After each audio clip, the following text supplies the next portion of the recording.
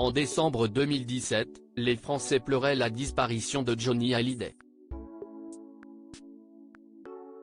Dans un entretien publié mercredi 15 novembre 2023, ses proches ont fait des confidences sur son ultime titre, qui sort 6 ans après son décès, aux journalistes du Parisien.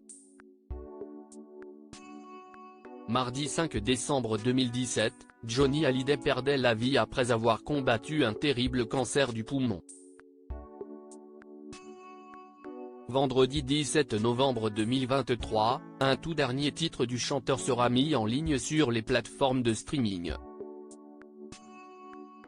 Reçu par Le Parisien pour un entretien publié le mercredi 15 novembre 2023, Laetitia Hallyday et Maxime Nucci, plus connus sous le nom de Yodelis, se sont entretenus avec nos confrères pour révéler les coulisses de cette chanson ultime enregistrée aux États-Unis. Quand il commence son combat contre la maladie, il a ce besoin viscéral, vital, d'appeler Maxime, de le faire venir à Los Angeles et d'enregistrer un nouvel album. Johnny est impatient d'entrer en studio. Il veut se raccrocher à la musique à ses amis, a raconté Laetitia Hallyday, épouse de la star du rock'n'roll admirée par de nombreux Français.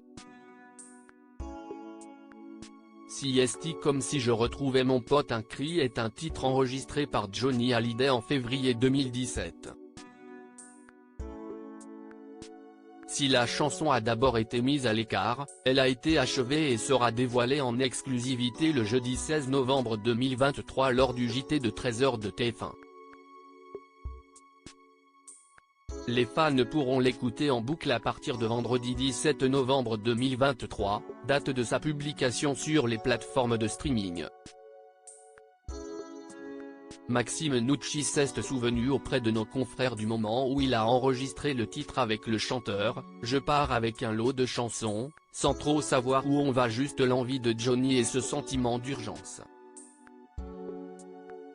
Il fait des maquettes de ses chansons, ce qu'il n'a jamais fait à ma connaissance, s'est rappelé le musicien à propos de son voyage à Los Angeles en février 2017. Ce que je suis, je l'ai arraché à la vie.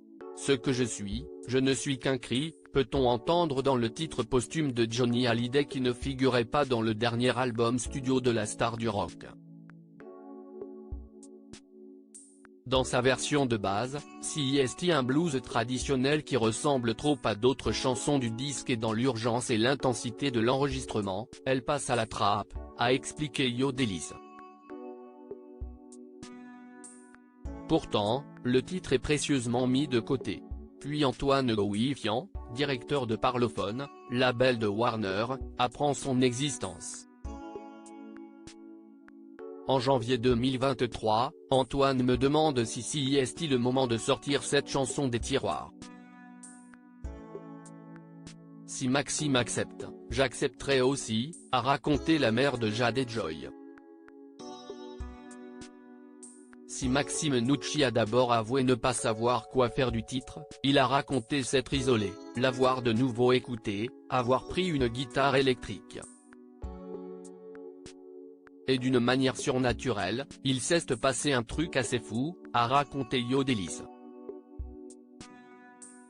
Moi qui redoutais de vivre un moment extrêmement difficile, CST comme si je retrouvais mon pote. CST cool, fluide, ludique, a-t-il confié à nos confrères.